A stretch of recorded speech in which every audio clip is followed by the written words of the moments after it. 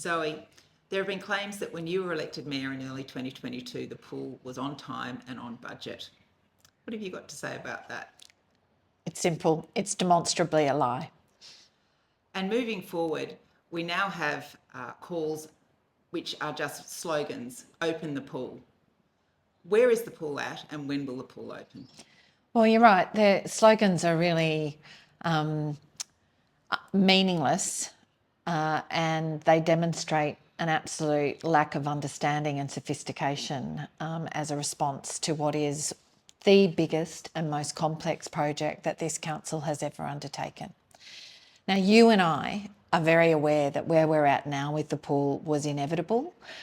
We voted 23 times calling out the red flags about the very bad planning, the very poor decision making and the lack of any realistic budget or time frame when the previous council made the decision to embark on this project.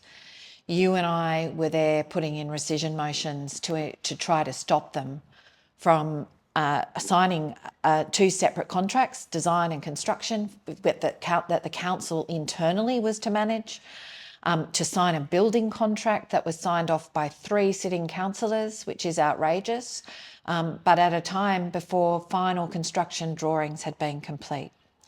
So the pool is going to open. The pool is under construction. The grout is on the 50-metre pool tiles. The 25-metre pool structural steel that failed is going up.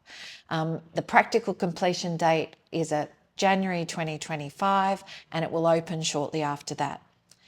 The issue is not whether the pool will open, but whether there's now that we have a council that has the capacity to not only deliver it, but to strengthen the finances and strengthen the governance and decision-making processes of the council to make sure that we're never, ever going to have such a bloated white elephant of a project approved by a council again. And so when you refer to a decade of chaos, the pool is a prime example of the chaos that we have had to confront in this very short term. That's exactly right. The pool is everything about the pool. Decisions made at the elected level to the management internally speak to chaos. It is chaotic to have started with a $28 million project to upgrade North Sydney Olympic Pool and then on the floor of council, with councillors putting forward additional works to go from 28 million to 58 million without ever having consulted the community. It is chaotic and in fact idiotic to have gone to tender at 63 million, to have no conforming tender come back, and for effectively the construction industry to be telling the previous council this is an $80 to $100 million project that cannot be completed within 3 to 4 years, and instead crash through. So as you know, the first thing that we did as a council when we were encountering huge cost increases was to commission an independent report.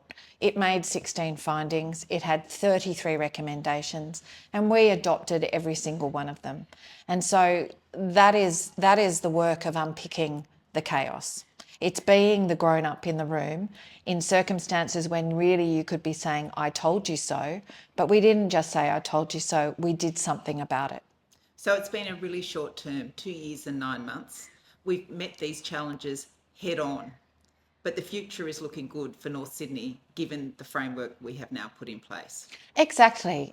This next term of council, the challenges of the pool will be put behind us. We will continue to fix the finances and strengthen the open and transparent, a commitment to open and transparent government.